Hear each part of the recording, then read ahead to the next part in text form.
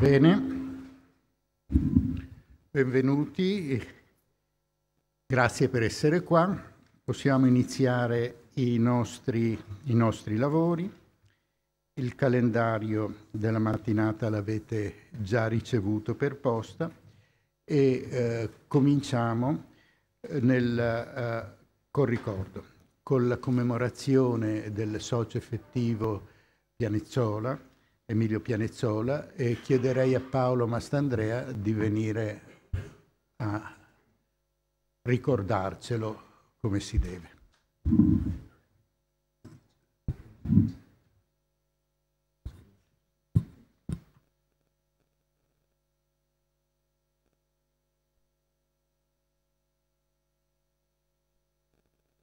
Ecco. Grazie Presidente, grazie a voi tutti che siete qua. Saluto i familiari di Emilio Pianezzola, il figlio e sua moglie. Ho ricevuto una lettera da Maria Grazia Ciani l'altra sera, una lettera, diciamo, toccante, in cui confessava la sua incapacità di essere qui presente. Quello non ha fatto altro che aumentare l'emozione che io stesso provo in questo momento. Quindi mi scuso se la mia esposizione non sarà così brillante come, diciamo, ma del resto in questa situazione si cerca solo di dire più verità possibile. All'adunanza ordinaria del 21 novembre 1987, sono 30 anni esatti, prendeva, forse per la prima volta, la parola, presiedeva la seduta Augusto Ghetti, Emilio Pianezzola, chiamato a commemorare il suo maestro. Cito dalla commemorazione che è agli atti dell'istituto ed è stata riprodotta in una delle 2 raccolte di scritti minori, questa uscita nel 2007, in cui ha riprodotto la commemorazione di Pianezzola, di Ferrarino e di altri colleghi. Diceva Emilio: ringrazio il Presidente e con lui l'intero Istituto Veneto per avermi dato l'opportunità e il privilegio di ricordare in una sede di così alto prestigio culturale Pietro Ferrarino, socio effettivo di questo istituto e professore emerito di letteratura latina nella Facoltà di Lettere e Filosofia dell'Università di Padova. Non è compito facile, nei 2 anni trascorsi dalla sua morte rendono più facile l'oggettività di un bilancio, eccetera. Questa ufficialità del linguaggio nella allocuzione, lungi dal celare un formalismo inerte o anche significare un eccesso di deferenza, dimostra il sincero rispetto per le istituzioni di cui Pianezzola fece parte nel corso di una lunga, serena e veramente onorata carriera di professore.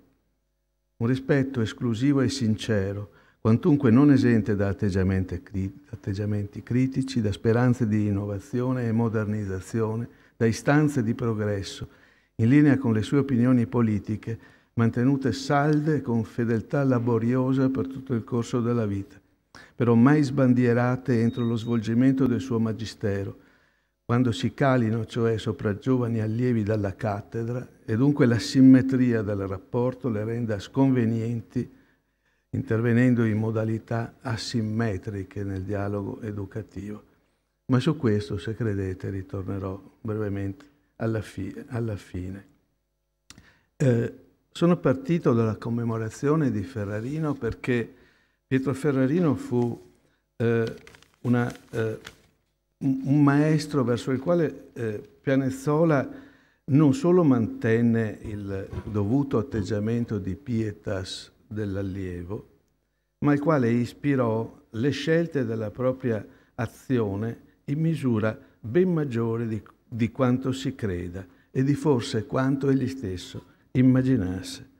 Pietro Ferrarino, che fu anche membro socio effettivo di questo istituto, è stata una figura molto importante nella nell'Accademia Italiana, negli studi di latino.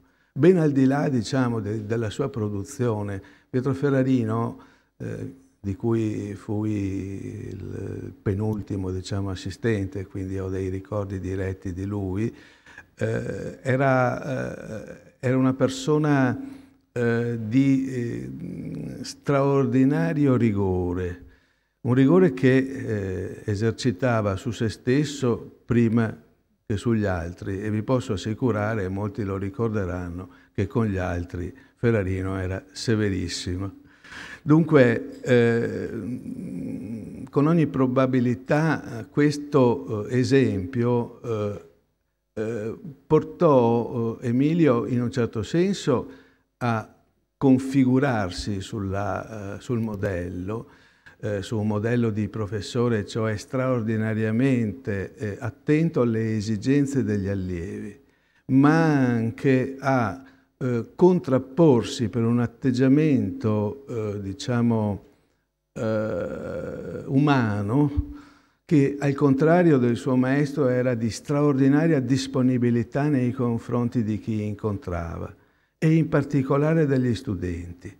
Degli studenti anche quando fossero meno agevolati dalla loro storia personale, cioè quando non fossero stati favoriti, e noi che insegniamo latino all'università veniamo a contatto quotidianamente con questo problema, il fatto cioè che l'avere studiato il latino nelle scuole giuste, cioè al liceo, il più presto possibile, determina uno scarto di qualità delle conoscenze che poi diventa difficilissimo da colmare.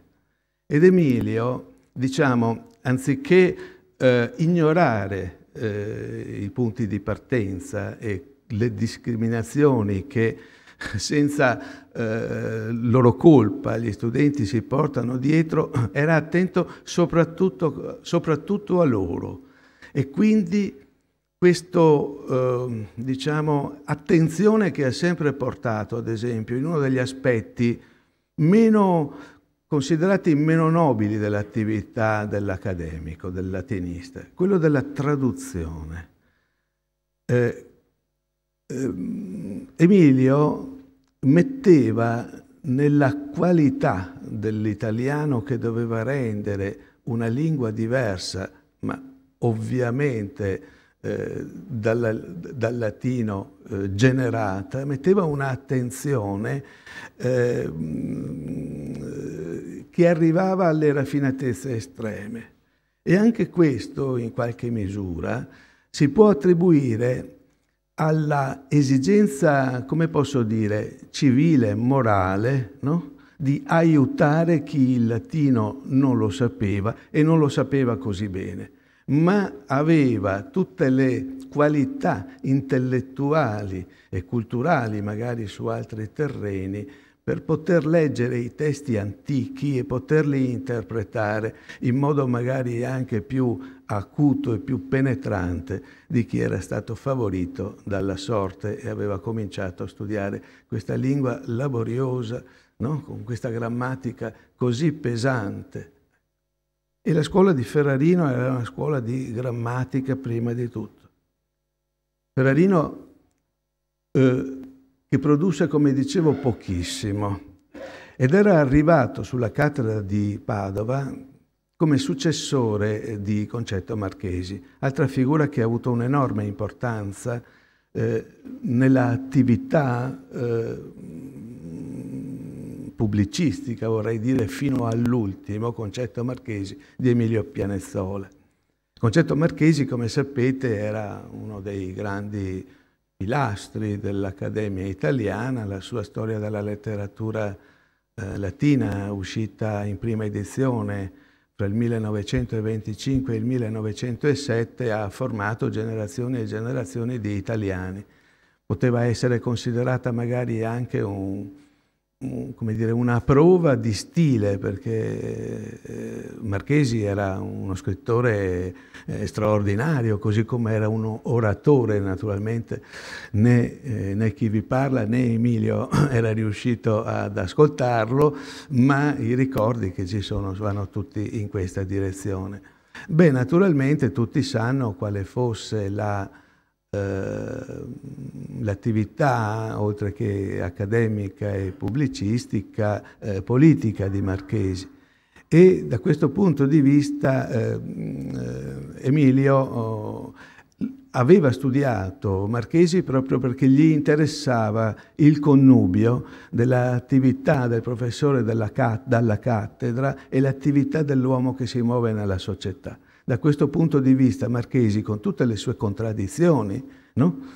Con tutte le sue debolezze, ma anche con la sua straordinaria vitalità, Marchesi, come saprete, divenne rettore dell'Università di Padova il 31, mi pare, agosto del 1943, nominato dal governo Badoglio.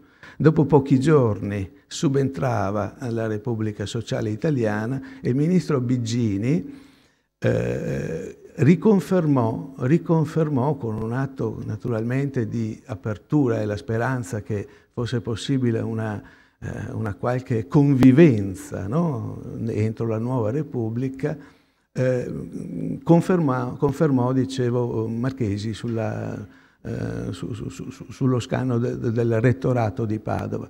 Ma il famoso discorso del novembre poi fece sì che Marchesi si desse alla macchia e emigrasse in Svizzera, eccetera. Beh, sulla cattedra di Marchesi, così sbilanciato, diciamo, politicamente, per 3 legislature deputato del Partito Comunista, quando Marchesi andò fuori ruolo nel 1948, venne chiamato appunto Pietro Ferrarino. Pietro Ferrarino era un cattolico piemontese, quindi un cattolico di uno stampo particolare, ecco. Anche qui molto rigoroso e molto pessimista, oserei dire, il quale diciamo, dettò subito leggi diverse dal punto di vista del metodo, perché Ferrarino era allievo di tutt'altra, diciamo, parte accademica, era allievo di Funaioli, che aveva studiato in Germania, e collega in qualche modo di Pasquali, quindi in qualche modo propagini quella filologia positivistica, razionalistica, che in Italia era stata in larga parte emarginata, no? A partire dal 1910 circa. Beh, Ferrarino, al contrario di quanto forse pensavano coloro che l'avevano chiamato a quel ruolo, non fece, diciamo, affatto quella trasformazione ideologica che si pensava, ma la fece invece sul piano proprio dell'insegnamento. Il suo insegnamento fu un insegnamento che partiva dalla grammatica e, come dicevo, passò ad Emilio secondo queste. Io mi sono permesso di dare a quello che è l'eredità che secondo me Ferrarino lasciò ad Emilio, questa sintesi. Ferrarino parlava di filologia come esegesi del totale, il che vuol dire che si partiva dalla parola, no? Ma si arrivava ad un modo di avvicinarsi al testo che passava attraverso la critica testuale, quindi prima di tutto avere un testo sicuro su cui operare. L'analisi linguistica, che richiede la conoscenza perfetta della grammatica e dello stile di un autore, e infine capire e studiare bene il contenuto ideologico di un testo. Mi permetto di chiosare volgarizzando questi tre elementi, che sono parole di Emilio, in questo modo. Critica testuale vuol dire che cosa l'autore ha veramente scritto. Analisi linguistica vuol dire come si è espresso e che cosa ha voluto dire esprimendosi proprio così e non altrimenti. E infine, perché e per chi egli ha deciso di scrivere. Quindi, come capite, filologia e storia, indissolubilmente legati, come nel titolo del famoso libretto di Giorgio Pasquali, 1921. Ecco dunque un modo di studiare l'antichità in senso complessivo, in senso, se si può dire, scientifico. Era qualcosa di veramente nuovo intorno al 1950, vivo ancora, Benedetto Croce, che se ne andò nel 1952, nello stesso anno, cioè in cui se ne andò precocemente Giorgio Pasquali.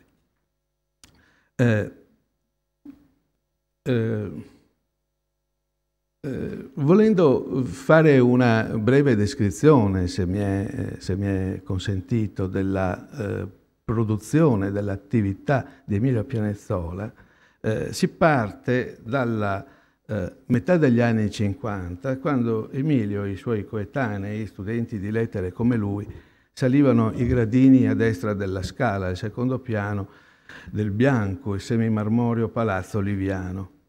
Varcata la soglia dell'allora Istituto di Latino, ad onta del silenzio totale della semipenombra, un clima solenne che appariva congeniale all'austerità del cattedratico, e si trovavano in realtà un ambiente tra i più vivaci e motivati e scientificamente avanzati del panorama accademico italiano.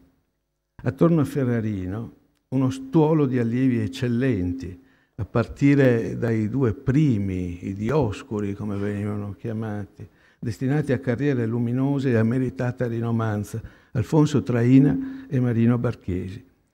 Altri erano assistenti ordinari e collaboratori a vario titolo, Giorgio Bernardi Perini e Giampaolo Vallotto, che sarebbe scomparso giovanissimo, poco più che 35enne, Tullio Bertotti e Luciano Lenaz, e cito ancora Dante Nardo e Tullio Gozzino, a cui sarebbe toccato di mettere in piedi gli insegnamenti di latino nella nuova facoltà di lettere, fondata nel 1970, così come nella nuova facoltà di lettere di Verona, dove in un primo momento Pianezzola era destinato.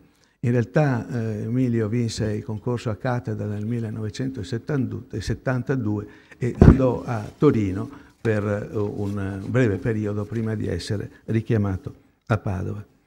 Nel corso dei seminari cui accedevano, i seminari di Ferrarino, a cui accedevano anche semplici laureati e i migliori laureandi, furono programmati lavori di gruppo, di largo respiro, non sempre arrivati al termine, comunque produttivi di risultati di sicuro valore.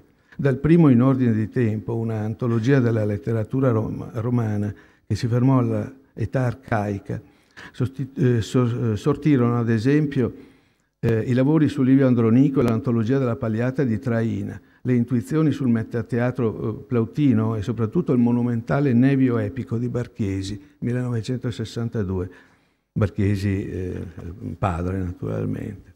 Più tardi fu programmata un'edizione critica commentata dei 9 libri delle Nuptiae Filologiae et Mercuri di Marziano Cappella, una favola allegorica in 9 libri in cui i contenuti, scientifici nel disegno di Ferrarino dovevano essere studiati da latinisti e insieme da scienziati, senza di che il testo non si sarebbe compreso.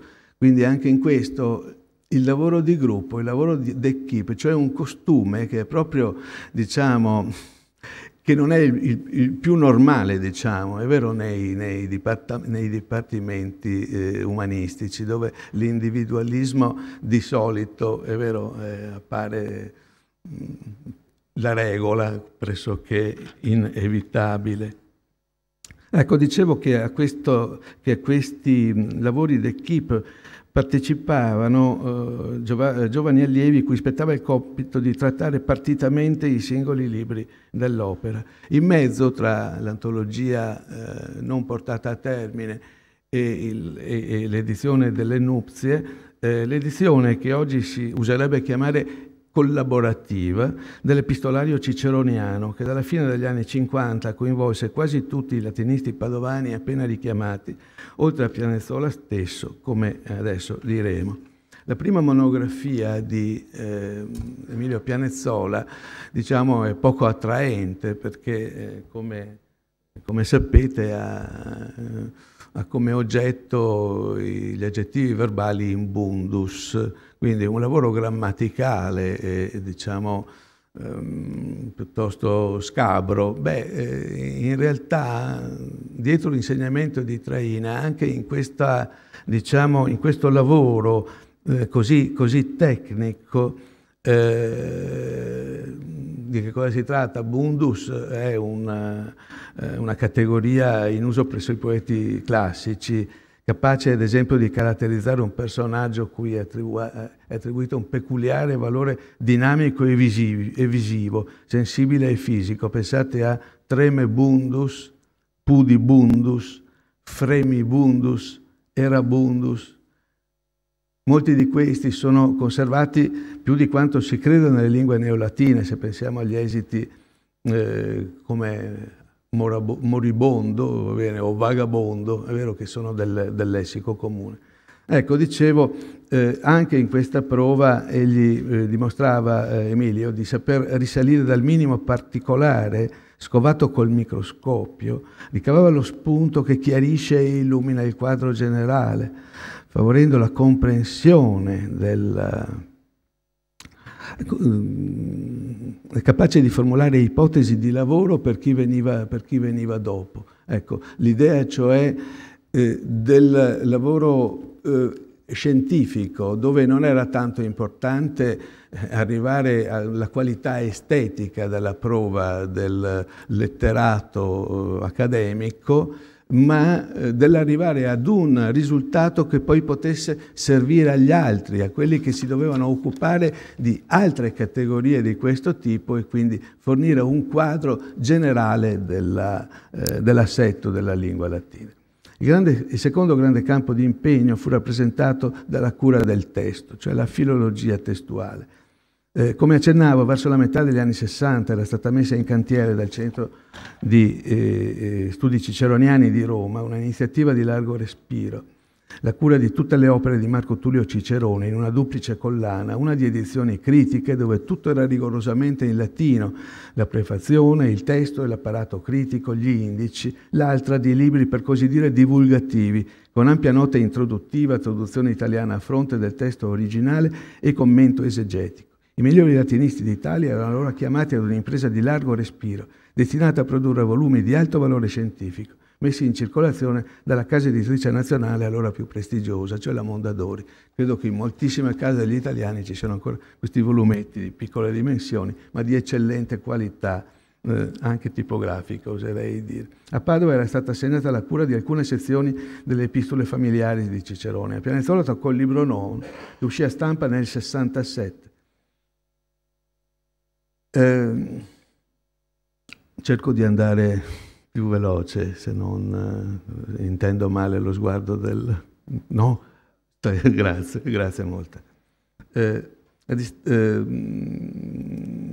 A distanza di 4 anni usciva un saggio dal titolo Parlante, forse allora, parliamo del 1969, un po' alla page, ma inatteso entro le severe stanze delle discipline classiche. Si intitolava Traduzione e ideologia, Livio, interprete di Polibio, Bologna, Patron, dove Pianezzola conduceva una serrata lettura comparativa del grande storico patavino e della sua principale fonte greca, per mostrare nei minimi spunti linguistici gli adattamenti necessari alla nuova situazione politica della Roma augustea.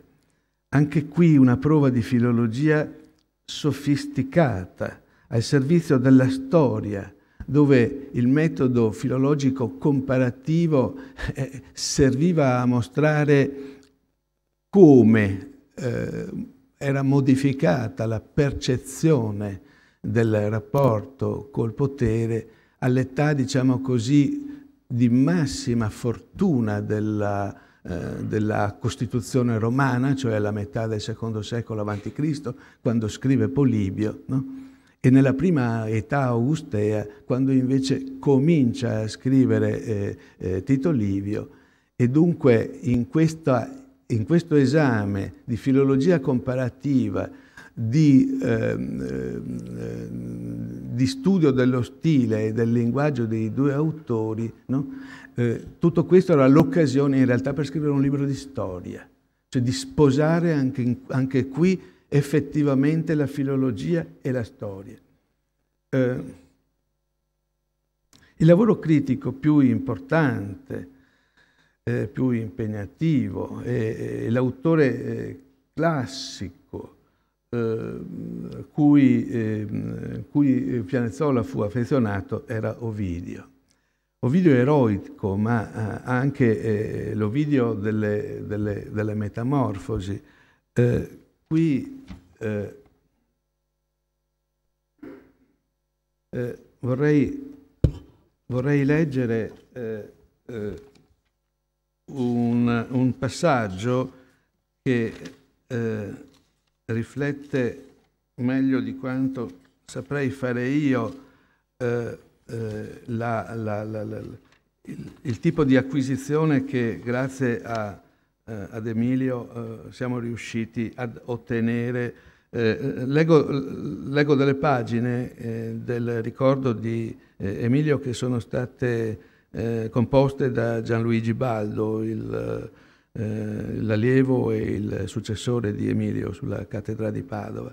Scriveva nel ricordo di Emilio Pianeszola un anno fa sulla rivista Lexis: l'autore augusteo, considerato in precedenza un retore frivolo piuttosto che un artista originale, nell'indagine critica compiuta da Pianeszola si svela come un autore capace di sottili e maliziosi messaggi polemici verso il Principato, e sul versante squisitamente artistico, un poeta capace di trasformare la retorica in nuove forme narrative di affascinante modernità.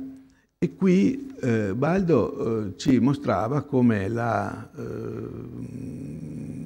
l'acuta intuizione, insomma, di Emilio fosse stata di individuare l'origine di quel meraviglioso manifesto della contemporaneità che sono le lezioni americane di Calvino, nella meditazione che era stata compiuta dallo scrittore sui versi delle Metamorfosi. E ricomincio a citare: l'idea della cultura classica come dimensione indispensabile alla comprensione dell'oggi non risentiva per nulla nella ricerca di Pianeszola dell'idolatria classicistica. Lungi dall'esercitare sui testi antichi uno sguardo estetizzante, la sua critica ha saputo guardare con lucidità storico-politica la cultura antica, oggetto di un esame disincantato, capace di svelare l'ipocrisia e la manipolazione ideologica che si insinua nell'uso delle parole. È come un rovesciamento, dunque, rispetto all'accusa che si fa generalmente alla retorica, è vero? La retorica gode di cattiva fama anche nell'uso comune, no? Parlare con retorica vuol dire parlare falsamente. E questo pregiudizio naturalmente risale a Platone, risale ai primi secoli del cristianesimo, no? In realtà già Agostino dimostrava nella dottrina cristiana che la retorica non è né buona né cattiva, dipende dall'anima di chi la impiega. È come una pistola, può servire a sventare una rapina o un rapimento, ma può servire anche ad uccidere un innocente. Quindi è l'etica che deve guidare la retorica, ma la retorica è uno strumento indispensabile per aiutare, diciamo, chi parla a spiegarsi meglio e a persuadere, no? Gli altri della bontà delle proprie idee. Ritorno e proseguo, mi avvio verso la conclusione.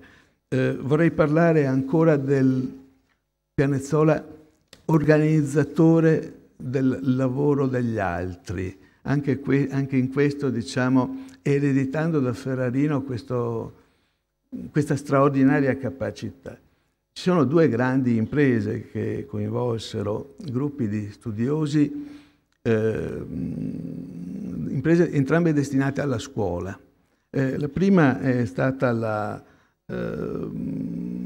ripresa di una antologia di storia e testi della letteratura italiana per Le Monnier, la prima edizione del 1988, che potrebbe appunto interpretarsi come la realizzazione in forme e linguaggi nuovi, con ben maggiore successo e fortuna editoriale dell'incompiuto progetto ferrariniano. Si tratta di un manuale ormai notissimo, fatto in collaborazione, in condirezione con Gianbiagio Conte, quindi è il famoso Conte Pianezzola per la parte, diciamo, di antologia, storia della letteratura e raccolta di testi.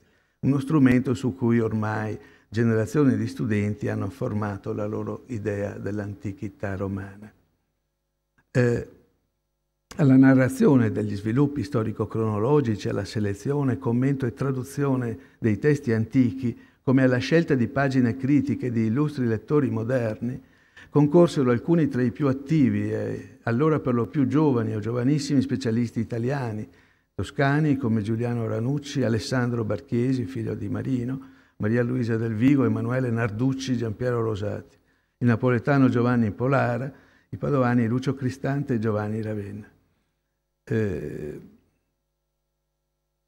L'altro grande lavoro, e anche per questo diciamo il nome di Pianezzola unito a quello di Conte, corre sulla bocca e sta sulla tavola di moltissimi di noi, è il vocabolario della lingua latina.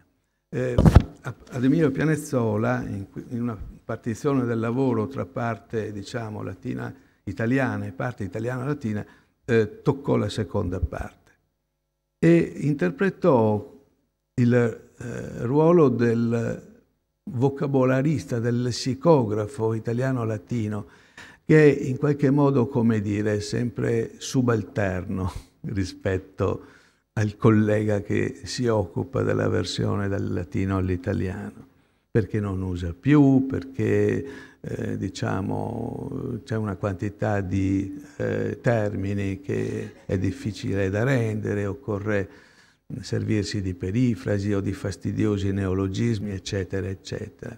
Anche qui Pianezzola, affiancato per la parte padovana da ottimi collaboratori come Lucio Cristante, che adesso è ordinario di latino a Trieste, a Costantino Moro, a Lorenzo Nosarti e a Romeo Scrivenin, che pure ci ha lasciato. Dicevo, per la parte italiano-latina,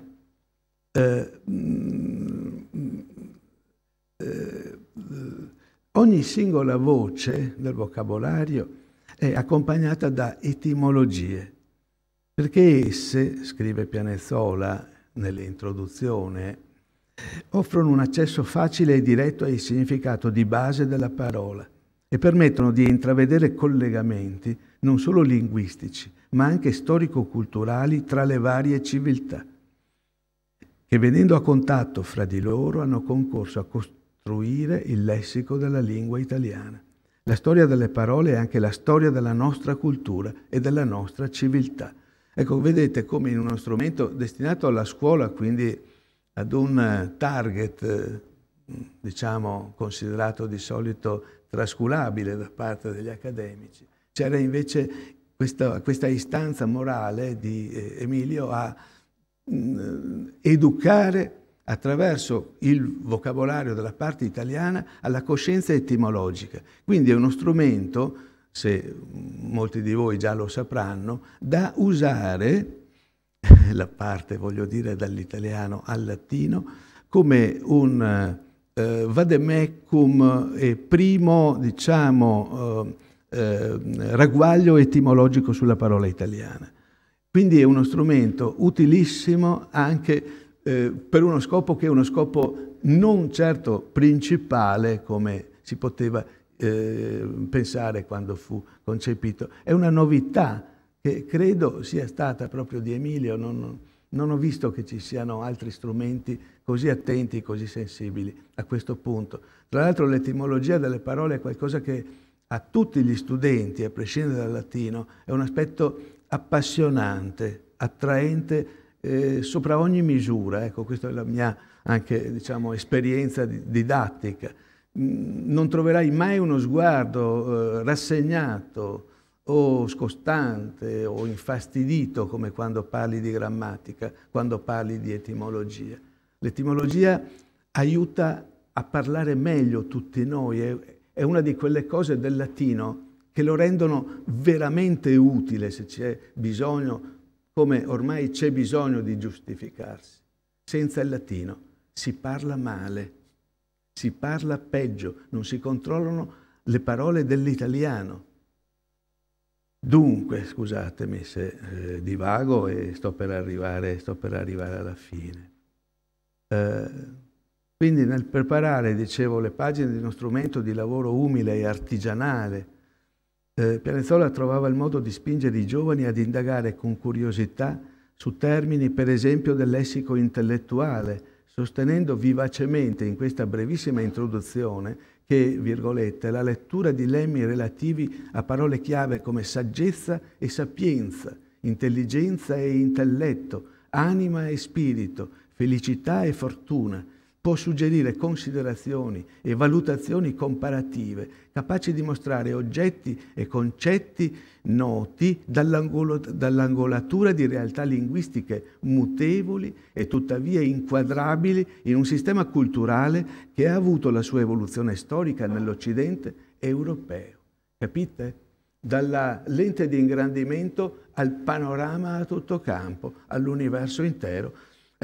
Il pensiero e la parola che lo esprime, sto ancora citando Emilio, si legano e interagiscono fra loro. Scrive Leopardi nello Zibaldone 95. Un'idea senza parola o modo di esprimerla ci sfugge o ci erra nel pensiero come indefinita e malnota a noi medesimi che l'abbiamo concepita. Con la parola prende corpo e quasi forma visibile e sensibile e circoscritta. Tutto questo, ripeto, dentro la pagina introduttiva di un vocabolario destinato alle scuole.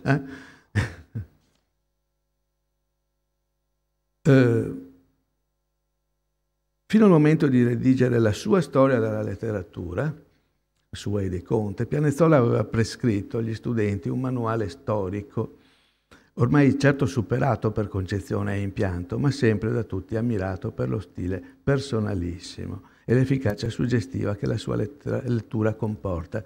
Il Marchesi, appunto. Nei confronti di Marchesi, come accennavo all'inizio, Pianeszola ebbe un vero e proprio culto, che trovò vari momenti di espressione anche pubblica.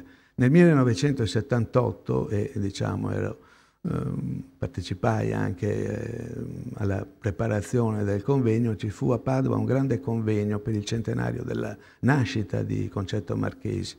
Arrivarono a Padova migliori latinisti italiani, il convegno fu un convegno di eccellente qualità. Per l'occasione Emilio, che fu, diciamo, l'organizzatore principale di quell'evento, fece pubblicare 3 volumi di scritti minori di Concetto Marchesi per l'editore Oschi, con la collaborazione anche di Vittore Branca.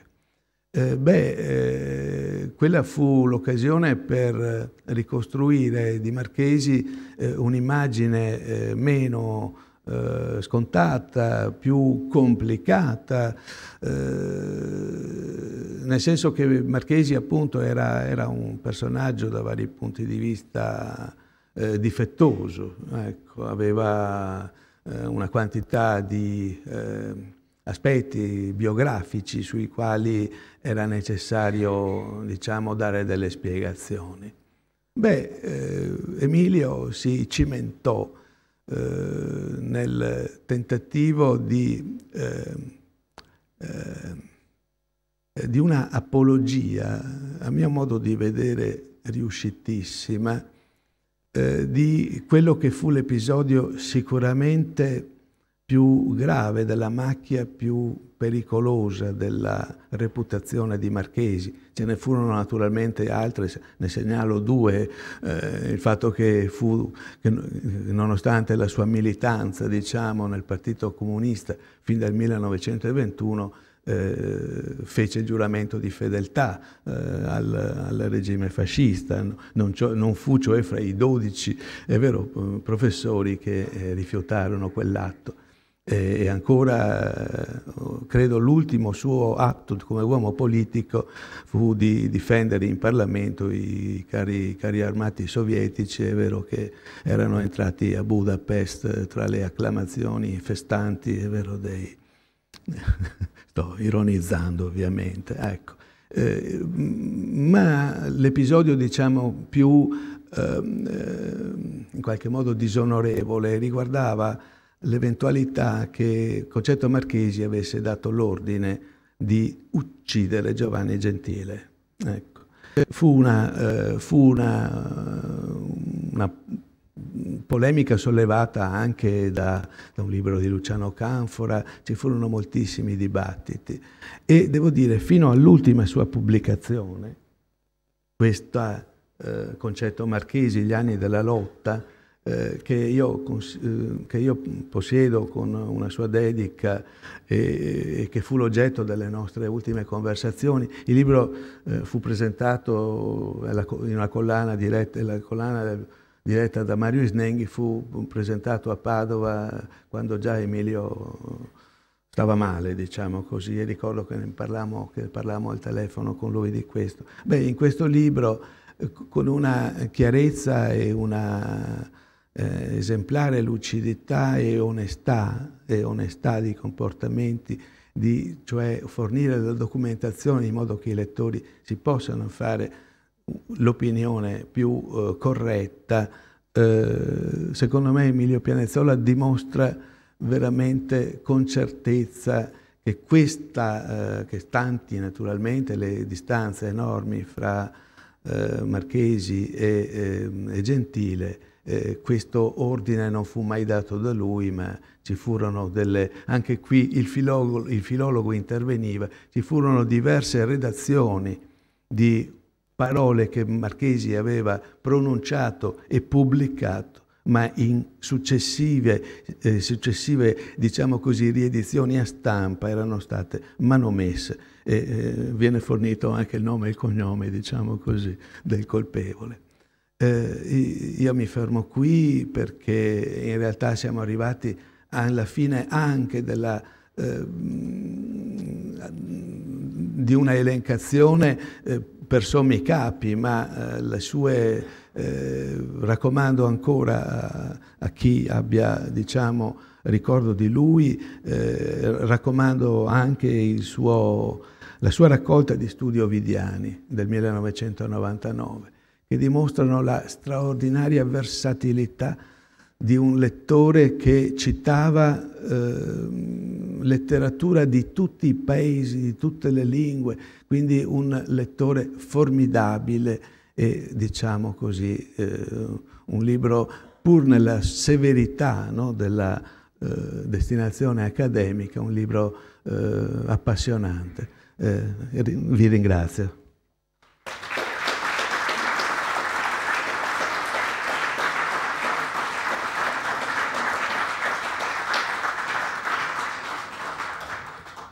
Ringrazio Paolo Mastandrea per questo ricordo. L'unico dispiacere è che, come sapete, l'amica e collega Maria Grazia Ciani non può essere oggi presente. Ci siamo sentiti e risentiti e le ho promesso che le farò avere l'elenco dei soci presenti e di quelli giustificati.